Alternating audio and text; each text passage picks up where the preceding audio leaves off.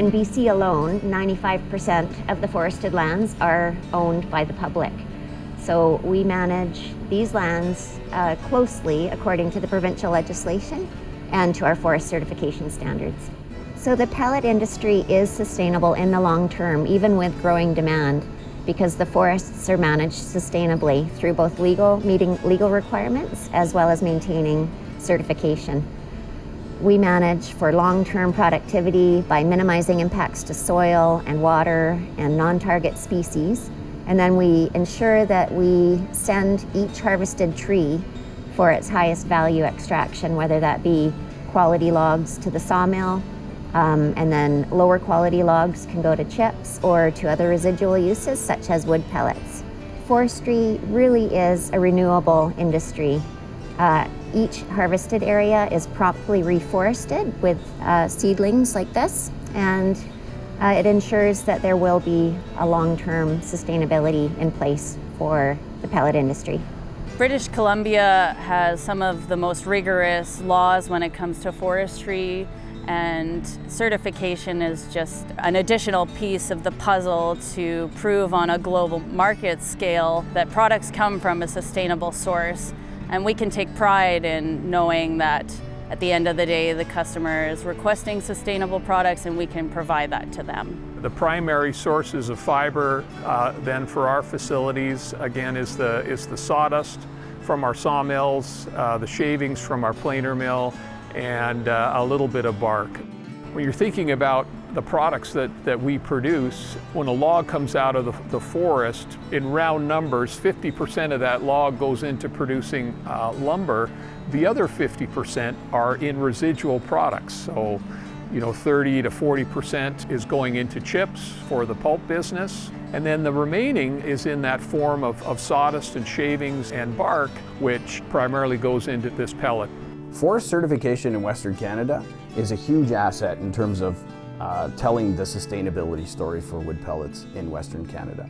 We take forest certification that's existing, so major licensees would operate, forest companies would operate on the forest floor, harvesting their wood products for the sawmilling industry. And that material, as it gets broken down in the sawmills and turned into sawdust and shavings and bark that are usable for the wood pellet industry, that forest certification gets transferred over to those products. And from a chain of custody standpoint, we receive those products with certification claims, ensuring that the material that we provide for wood pellets comes from sustainably managed forests.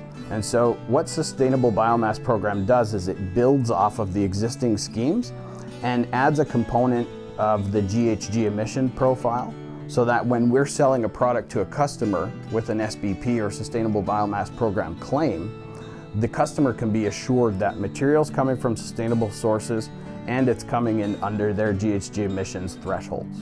Hi, I'm Steve Kazuki with the Forest Enhancement Society of BC. The wood pellet sector is a very crucial part of what the Forest Enhancement Society does and the province of British Columbia, because one of the things that we want to do is help mitigate climate change through improving the management of greenhouse gases in BC's forests. Because the fire-damaged wood in the forest, it's very difficult or sometimes impossible to use for pulp, which is the dominant use of secondary fiber in British Columbia. But the good news is that the pellet sector very much can use that fire-damaged wood. Of the low-quality, fire-damaged forests in British Columbia that are used, the vast majority of it is being used by the pellet sector. So from a life cycle perspective, I think it's important to look at the types of feedstock we utilize. The biomass industry in Western Canada utilizes feedstock that's at the end of its life cycle. So we're talking about waste materials that are left in the forest, waste materials that come from sawmill residuals, so the larger sawmilling industry. Previous to the wood pellet industry in Western Canada, a lot of this material would get burnt at roadside or burnt in large beehive burners and incinerated and contribute to an immediate GHG emission. With the wood pellet industry, we're now capturing that waste material, providing a value stream for something that previously had no value stream, and now we're converting that product and capturing energy from it. To me, that just makes a lot of sense from a carbon standpoint. You know what, I got into forestry because I love the outdoors and I want to see future forests for generations to come. And I can make that happen on the ground, and it's through my career that I can make that happen. I really love my job, and yeah, I look forward to many years here.